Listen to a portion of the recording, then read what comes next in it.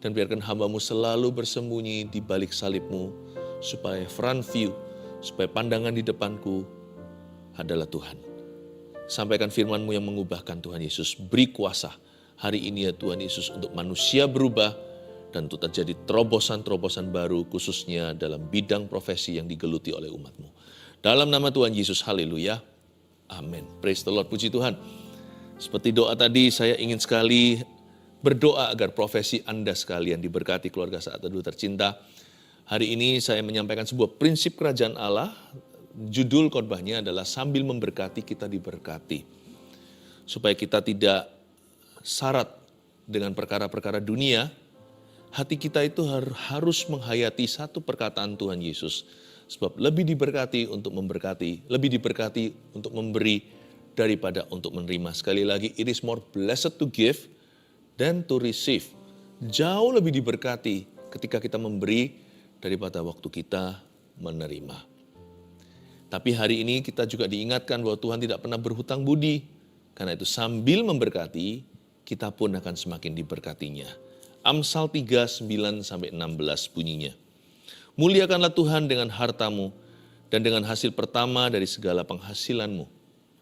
Maka lumbung-lumbungmu akan diisi penuh sampai melimpah-limpah. Dan bejana pemerahanmu akan meluap dengan air buah anggurnya. Hai anakku, janganlah engkau menolak didikan Tuhan. Dan janganlah engkau bosan akan peringatannya. Karena Tuhan memberi ajaran kepada yang dikasihinya. Seperti seorang ayah kepada anak yang disayangi.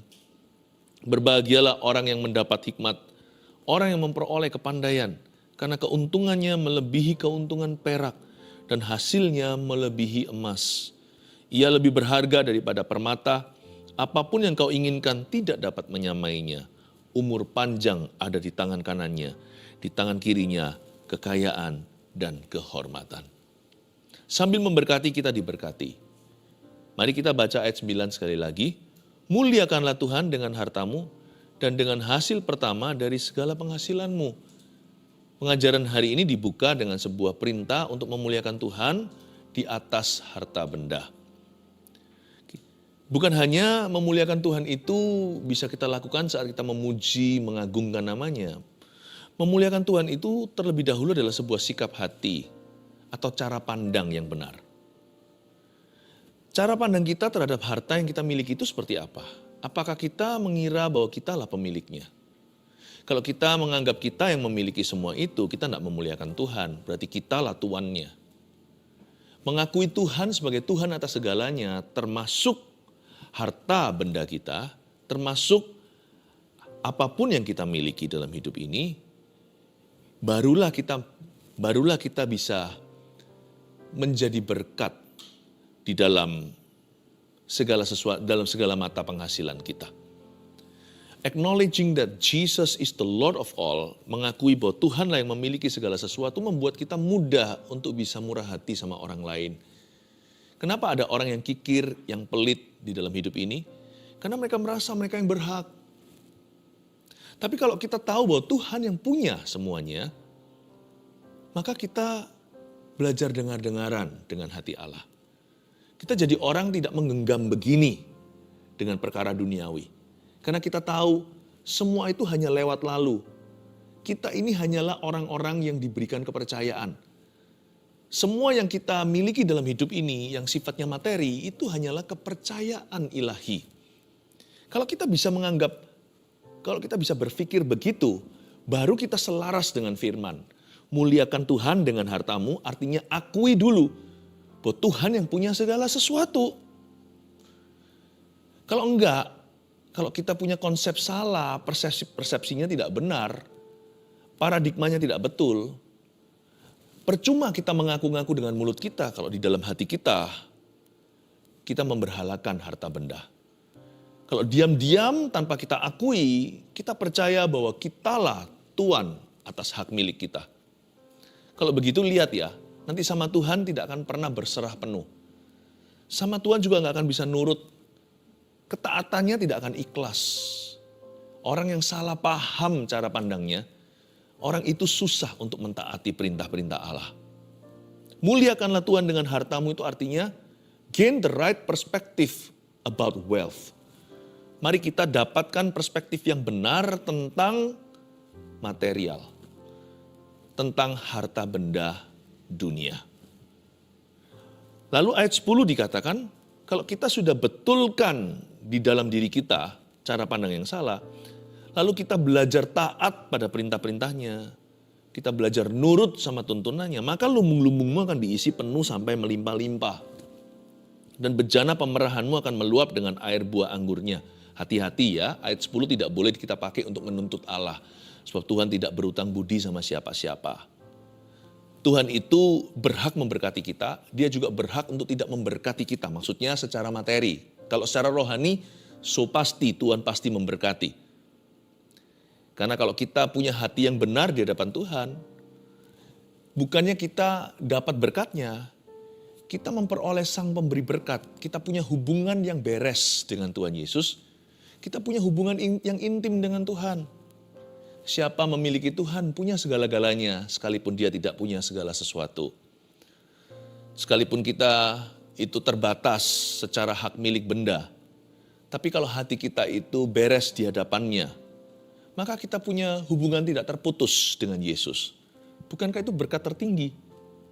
Tapi Tuhan itu nggak hanya bisa memberkati kita secara rohani, Tuhan juga bisa memberkati kita secara materi, secara jasmani. Meskipun disclaimer-nya begini, kita nggak boleh pakai ayat ini sebagai undang-undang untuk menuntut Tuhan.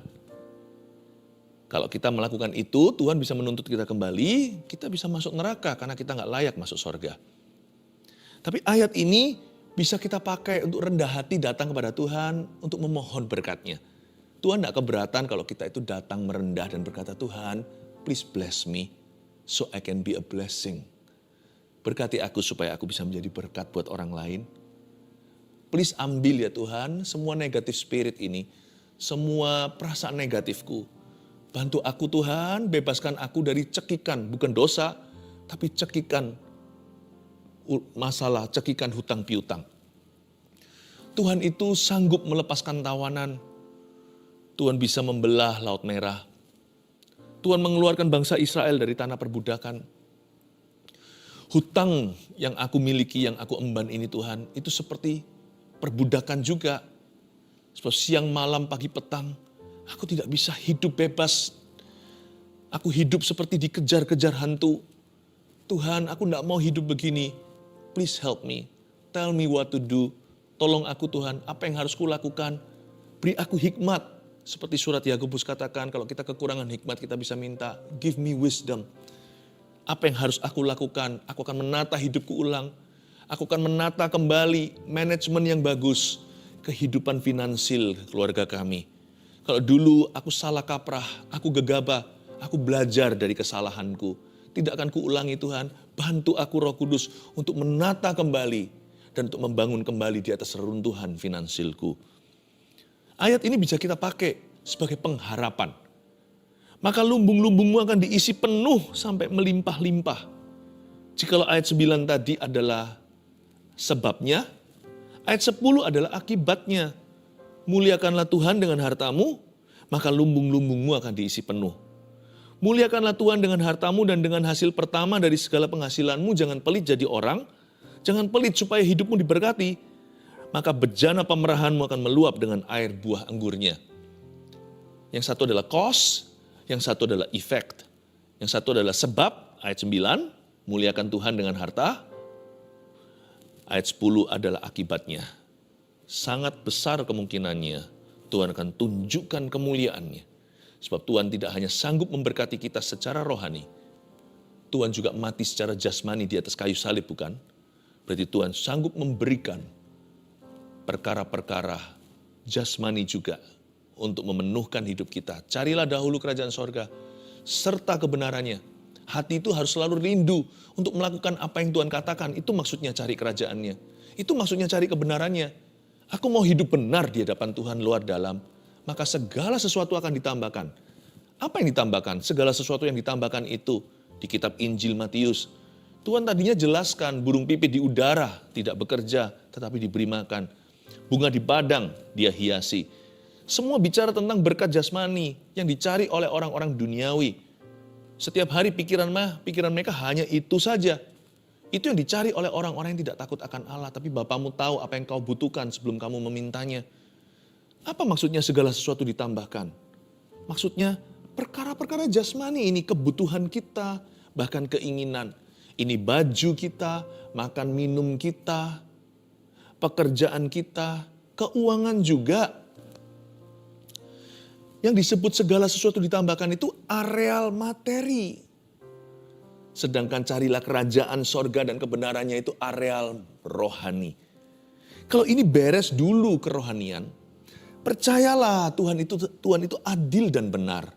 Tuhan tidak akan pernah membiarkan orang benar itu sendirian, tidak pernah meninggalkan mereka. Dan Tuhan tidak akan mengizinkan keturunan mereka minta-minta roti di jalan.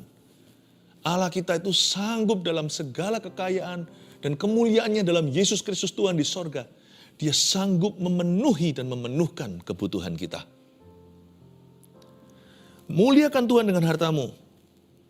Miliki dulu sifat dan sikap hati yang benar. Maka lumbungmu akan diisi penuh. Ayat 11, hai anakku, janganlah engkau menolak didikan Tuhan.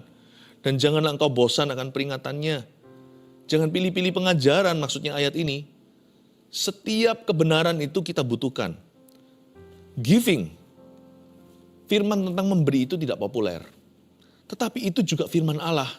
Kita nggak boleh tebang pilih kalau mau belajar kebenaran, kalau mau cari kerajaan sorga, maka kita harus menerima seluruh atau semua kebenarannya.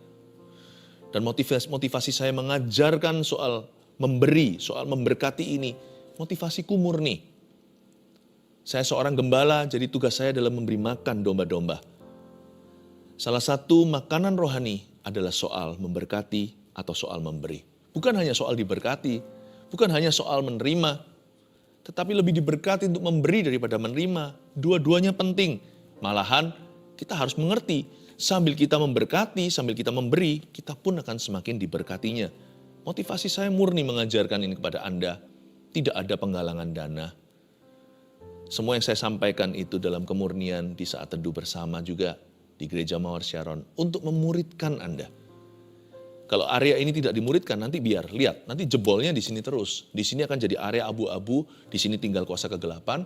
Bukannya tidak ada financial freedom atau kemerdekaan finansial, malah akan ada kuk yang dipasang bukan oleh Tuhan, tapi akan ada kuk iblis di situ. Akan ada perbudakan. Jangan sampai kehidupan finansial Anda, kehidupan keuangan Anda adalah tanah perbudakan Mesir itu. Tuhan mau membawamu keluar, dan cara membawamu keluar bukan dengan keegoisan. Cara membawanya keluar bukan dengan menerima, orientasinya diri sendiri. Cara kita keluar seringkali adalah dengan kita belajar murah hati, berani memberi. Ingat janda di Sarfat?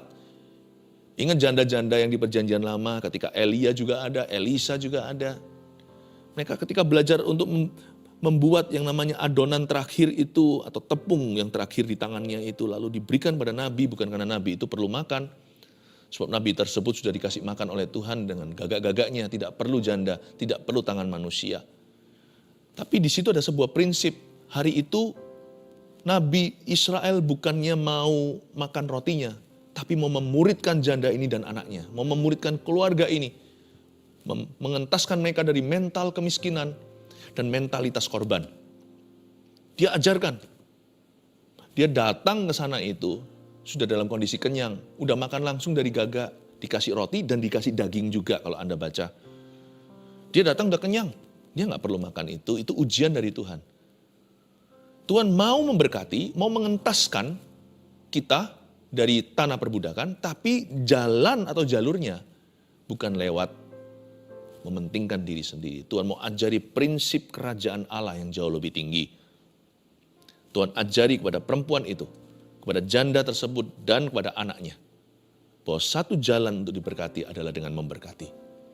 Tuhan mau tunjukkan pada keluarga ini, Tuhan mau training mereka, Tuhan mau bukakan pintu baru yang mereka tidak tahu. Hei, kalau kamu mau jalan dalam berkat-berkatku, kamu harus jadi berkat dulu. Lihat nanti, ujilah aku, tidakkah aku akan membuka tingkap langitku untuk memberkatimu. Kamu tidak akan makan roti terakhir ini lalu kamu mati. Minyakmu akan terus mengalir di buli-buli, tidak akan pernah berhenti. Akan diisi penuh sampai melimpah. Hai anakku, janganlah engkau menolak didikan Tuhan. Jangan sensitif. Kalau Tuhan mulai jamah area soal keuangan. Karena di area ini bukan hanya sensitif atau peka, banyak orang trauma. Saya tahu tidak sedikit dalam sejarah. Mungkin banyak orang pernah dimanipulasi oleh seseorang. Karena itu jangan izinkan dirimu itu, jangan sampai kita itu menutup pintu. Kita hanya mau diajari soal itu. Soal hal yang lain, kita nggak menerimanya. Karena kita trauma berat di sana. Hai anakku, jangan engkau menolak didikan Tuhan. Kalau kita mau diberkati, kita harus dididik dalam kebenaran soal keuangan. Jangan engkau bosan akan peringatannya. Bahkan pengajaran Tuhan itu ada peringatan di dalamnya. Karena Tuhan memberi ajaran kepada yang dikasihinya. Seperti seorang ayah kepada anak yang disayanginya. Saya tahu maksud hati Tuhan mengajarkan hari ini di saat teduh bersama adalah karena because He loves you, karena Dia mengasihimu. Dan karena Anda dikasih, Anda disayangi because He wants to bless you, karena Dia ingin memberkatimu. Ayat 13, berbahagialah orang yang mendapat hikmat, orang yang memperoleh kepandaian. Ini yang dimaksud dengan transformasi pikiran atau pembaharuan akal budi Roma 12. Semoga apa yang saya ajarkan sekarang ini, di saat teduh hari ini akan merombak cara berpikir yang salah, bahkan yang trauma pun disembuhkan. Saya doa supaya keluarga saat teduh memperoleh hikmat dan mendapatkan kepandaian. Ada spiritual blessings dalam pengajaran yang benar. Ada berkat rohani. Apa itu berkatnya? Ada spiritual intelligence atau ada intelijen rohani di dalamnya. Ada a wise heart atau ada hati bijaksana di dalamnya. Saya berdoa di dalam nama Yesus, soal profesimu, soal pekerjaan, marketplace, tempat kerja Anda. Soal bidang usaha yang Anda gelutin. Atau karirmu. Dan juga ujungnya soal keuangan. Bukan dari semua pekerjaan itu kan Anda mencari nafkah. Saya berdoa di dalam nama Yesus agar Anda mendapat hikmat lewat saat teduh bersama. Agar Anda memperoleh kepandaian, tapi bukan kepandaian dunia yang licik, yang seringkali tidak jujur menghalalkan segala cara. Tapi memperoleh kepandaian dari Roh Kudus, yaitu hati yang bijaksana. Saya berdoa agar paradigma Anda berubah. Seperti wanita tersebut, janda tersebut. Ketika dia diubah. Ketika dia belajar untuk melihat bahwa jalan diberkati itu adalah memberkati. Wow, terbukalah tingkap kuasa. Saya berdoa supaya Anda memperoleh sebuah kepandaian baru. Roh Anda diangkatnya untuk memperoleh iman secara supranatural. Ayat 14, karena keuntungannya melebihi keuntungan perak dan hasilnya melebihi emas. Saya berdoa supaya Anda menjadi orang yang sukses versi Tuhan. Yes, be successful, menjadi sukses menurut versinya Bapa. Karena keuntungannya melebihi keuntungan perak dan hasilnya melebihi emas. Di ayat 14 ada kata keuntungan. Keuntungan 2 kali diulang. Lalu ada kata hasil melebihi emas tadi. Di sini saya berdoa supaya sejak hari ini Anda akan untung dan berhasil. Katakan amin. Puji Tuhan. Saya ingat kata-kata Tuhan pada Yosua, kamu harus jaga diri. Renungkan firman siang dan malam. Jangan menyimpang ke kanan dan ke kiri. Tapi takutlah akan Tuhan, supaya kemanapun kamu pergi, perjalananmu harus berhasil. Supaya kamu memperoleh keuntungan kemanapun kau pergi, dan perjalananmu berhasil. Mazmur 1 katakan, renungkan firman Tuhan siang dan malam. Jangan pernah kita duduk bersama dengan orang fasik, mendengar nasihat orang fasik, duduk dengan pencemooh, berjalan, berdiri di jalan orang berdosa. Tetapi renungkan firman Tuhan siang dan malam. Carilah Taurat Tuhan, supaya apapun yang kau lakukan berhasil. Ia lebih berharga daripada permata, ayat 15, apapun yang kau inginkan tidak dapat menyamainya. Sungguh, Anda bisa pergi ke seminar bisnis, semua motivasi. Anda bisa pergi kepada semua konferensi, seminar-seminar terbaru, pameran-pameran. Itu tidak menjamin berkat Tuhan. Itu hanya ilmu pengetahuan, itu perlu juga sih, tapi itu bukan fondasi. Fundamentalnya di sini. Yang lebih berharga daripada permata, emas, perak, semuanya adalah pengenalan akan Allah. Pengetahuan akan kebenaran. Perubahan akal budi kita, ini yang terjadi sekarang. Umur panjang ada di tangan kanannya. Ini berkat yang superior. Umur panjang di tangan kanannya, di tangan kirinya kekayaan dan kehormatan. Tangan kiri sini adalah berkat yang inferior. Selalu yang namanya berkat materi itu yang lebih rendah. Berkat Tuhan yang paling murah adalah keuangan. Berkat Tuhan paling tinggi itu, ini dia, umur panjang ada di tangan kanannya. Kehidupan. Di tangan kirinya kekayaan dan kehormatan, meskipun berkat materi itu lebih sifatnya lebih inferior, lebih rendah dibanding dengan berkat kehidupan. Namun Tuhan juga memberkati dengan cara demikian menjadi kesaksian. Banyak sekali kesaksian di luar sana bagaimana Tuhan tolong bisnis seseorang. Bagaimana Tuhan tolong toko seseorang. Bagaimana Tuhan tolong keuangan seseorang dan keluarga seseorang. Berkat itu indah, sekalipun berkat itu bukanlah segala-galanya. Di tangan kirinya kekayaan dan kehormatan, inferior, lebih rendah, tapi testimonial. Tapi menjadi kesaksian indah. Tapi yang harus kita utamakan adalah berkat yang di tangan kanan, umur panjang. Ini bicara tentang segala sesuatu yang Tuhan percayakan di hidup kita itu awet, panjang sifatnya. Kalau Tuhan memberkati kita, terus kita nggak jadi lari dan lupa. Tuhan memberkati dan mengangkat kita, kita nggak jadi sombong dan menekan orang lain. Ketika Tuhan mulai memandang kita, kita nggak lupa daratan, kita nggak lupa diri dan lupa teman.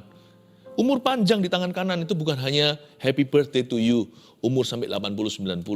Tapi apapun yang Tuhan taruh di tanganmu itu sifatnya berumur panjang. Apapun yang Tuhan kasih di tangan Anda itu dikelola dengan baik dan benar. 1 talenta jadi 2, 2 jadi 4, 5 jadi 10. Tidak disembunyikan di bawah tanah, tapi dikelolanya. Awet gitu di tangan orang tertentu, karena orang itu punya hubungan dengan Tuhan. Umur panjang ada di tangan kanannya bukan hanya hidup panjang, tapi hidupnya bersekutu dengan Yesus. Seumur hidupnya melayani dan mengabdi. Ini saya sebut the blessing of longevity. Berkat itu yang sifatnya ditarik panjang sekali. Any blessing given, segala berkat yang diberikan ke orang itu, awet di tangan. Dan orang itu punya hubungan dengan sang pemberi berkat yang tak terputus. Saya kasih review ya. Dan inilah 3 pewahyuan dari pelajaran kita hari ini lewat kitab Amsal. Sambil memberkati kita diberkati, berikut ini instruksi. 1, kita hanyalah hamba, sebab Tuhanlah yang empunya segalanya di hidup kita. Hiduplah dan berpikirlah seperti seorang hamba sungguhan. Tuhan, aku tidak memiliki apa yang aku miliki. Engkau yang empunya segala sesuatu.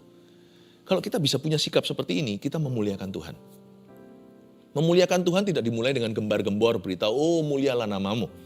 Memuliakan Tuhan dimulai dengan orientasi yang benar, prioritas yang benar, dan cara pandang yang berkenan kepada Tuhan. Jangan suruh Tuhan sesuaikan dengan kebutuhan kita. Kita yang harus sesuaikan dengan kebenarannya. Kita yang harus naik tangga-tangga Yakub itu ke sorga. Kita berkata, Tuhan kau benar, aku salah. Dulu sebelum aku lahir baru, aku kira aku yang punya segalanya. Terserah aku toh. Kan uang-uangku, hidup-hidupku, badanku. Aku mau lukai kek, aku mau bunuh diri, urusan saya. Bukan urusan siapa, nggak bisa. Sekarang kita mengerti hari ini, kita sudah tahu kebenaran. Bahwa Tuhanlah yang mempunyai segalanya. Termasuk keuangan dan harta benda kita. Oke Tuhan, kalau begitu saya yang mencocokkan diri, saya yang adaptasi. Tuhan yang punya segalanya. Ajari aku untuk tunduk diri. 2, carilah kebutuhan yang dapat diisi. Lalu belajarlah memberi dengan sukacita. Ya, kita harus aktif, proaktif seperti orang yang selalu bermasalah. Yaitu orang yang selalu cari kesalahan pada diri orang lain. Itu kan mereka itu sebenarnya aktif, cuman iman mereka negatif. Mereka percaya pasti aku bisa menemukan kesalahan dalam diri saudaraku. Dicari ketemu. Tapi kalau orang dalam kebenaran juga harus cari kebenaran. Serta kerajaan itu. Cari-cari kebutuhan yang dapat kita isi. Berlomba-lombalah untuk murah hati menjadi seorang pemberi. Be a giver. Jangan berlomba menjadi receiver. Sebab seluruh dunia semua orang termasuk orang fasik yang tidak kenal Tuhan. Orang jahat pun begitu. Semua berlomba untuk menerima sesuatu. Tapi hanya orang yang benar dan dibenarkan oleh Tuhan. Atau orang yang mencari kebenaran. Yang biasanya mencari-cari suatu kebutuhan. Agar dia bisa isi.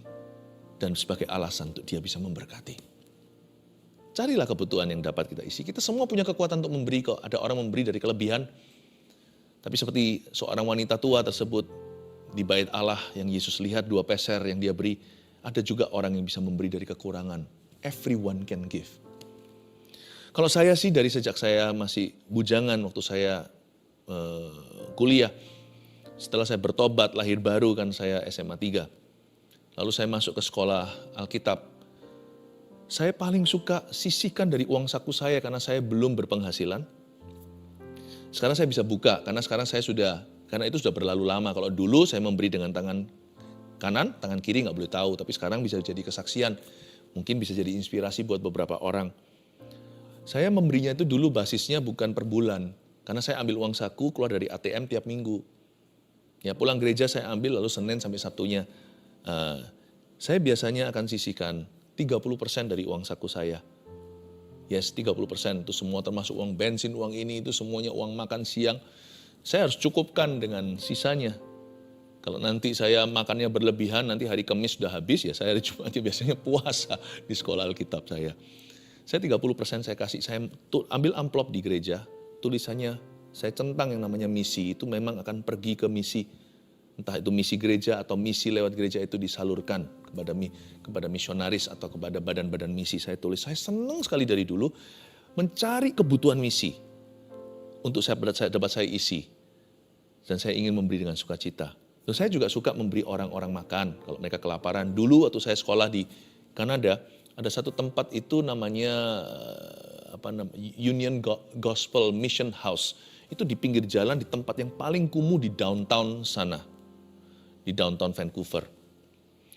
Saya dari waktu ke waktu 1-2 bulan sekali pergi ke situ lalu bantu-bantu ibu-ibu masak spaghetti, tapi saya yang menyajikan itu ke orang-orang jalanan yang semua lagi mabuk, siang hari mabuk dan juga sedang perasaan high dalam narkoba. Pemerintah nggak bisa apa-apa karena orang-orang itu tidur di jalanan. Nggak ada yang bisa melepaskan mereka. Mereka datang kita kasih makan, setelah itu mereka harus ikut ibadah dulu sebelum makan. Waktu ikut ibadah ya nggak konsentrasi. Ini orang-orang yang lagi mabuk, lagi high. Setelah kasih makan spaghetti, saya ngobrol-ngobrol sama mereka, saya lap-lap wajahnya. Kalau mereka lagi makannya itu belepotan. Dalam hati saya bertanya, saudaraku setelah kau makan kau kembali ke narkobamu. Saya pikir memberi makan itu layak kita lakukan. Karena mereka lapar, jangan ngomong Injil, kasih mereka makan dulu. Itu dingin lagi di Kanada, kasih makan. Tapi saya tahu misi gak berhenti sampai perut seseorang. Waktu itu saya belum mengerti kuasa Roh Kudus bagaimana. Saya melihat mereka dan berkata, sayang jikalau hanya perut yang diselamatkan. Buat apa orang itu makan, berapa jam lagi dia kelaparan, besok dia perlu makan lagi, lalu dia mati, masuk ke dalam neraka, masuk di dalam api penghakiman. Dalam hati saya berkata, harus ada sesuatu yang lebih dari ini. Enggak hanya amal sosial, membantu kaum yang kelaparan atau lemah, mereka yang telanjang. Kita kasih baju, apalagi kalau lagi winter, kami datang pakai baju-baju bekas yang dikasih, atau baju-baju baru yang diberikan oleh jemaat. Kita kasih mereka pakaian. Tapi saya berkata, badan itu toh suatu hari akan ke kuburan. Rohmu kemana dari sini? Hati saya mengerang dan menjerit. Pasti ada sesuatu yang lebih dari sekedar belas kasihan yang kita bisa berikan secara materi. I want misi. Saya centang 30% dari uang saku saya. Pertama kali langsung hari Minggu saya masukkan dan saya tulis di situ. Ini adalah untuk misi, untuk memberitakan Injil. Cari kebutuhan yang dapat diisi. Lalu belajarlah memberi dengan sukacita. 3, ini janji Tuhan. Tuhan sanggup terus-menerus memberkati kita dengan tiada hentinya. Makanya ada ayat umur panjang di tangan kanannya. Berkat Tuhan itu panjang. Terus-menerus Tuhan jadikan kita langganan. Langganan diberkati karena kita langganan memberkati. Arti umur panjang itu jangan genggam begini. Apapun ya yang materi dalam hidupmu jangan digenggam begitu. Nanti Tuhan gak bisa berikan lagi. Dan apapun yang Tuhan berikan juga gak keluar dari situ. Dibuka-buka paksa juga gak mau. Sama Tuhan tuh belajar begini, berserah. Supaya berkat itu bisa melewati. Ada bagianmu, ada bagian orang lain melaluimu. Supaya kita bisa menjadi saluran, bisa menjadi channel, bisa menjadi kerannya Tuhan. Jangan lupa, jangan takutlah, jangan khawatir kalau kita menjadi keran. Masa kita sendiri gak basah? Mana ada keran waktu dibuka dia kering? Kalau ada airnya pasti dia basah. kita sendiri pun akan dibasahi dan diberkati. Sambil memberkati, kita diberkati. Umur panjang di tangan kananmu. Kalau memberi sama Tuhan, Tuhan kita belajar jadikan itu gaya hidup kita. Sebab Tuhan kita sanggup terus-menerus memberkati kita tiada henti-hentinya. Amin. 3 poin ini, catatlah, kita hanyalah hamba sebab Tuhanlah yang mempunyai segalanya di hidup kita. 2, carilah kebutuhan yang dapat diisi lalu belajarlah memberi dengan sukacita. 3, Tuhan sanggup terus-menerus memberkati kita dengan tiada henti-hentinya. Saya rindu agar hari ini di saat teduh, kami bisa berdoa memberkati profesimu dan memberkati pekerjaanmu.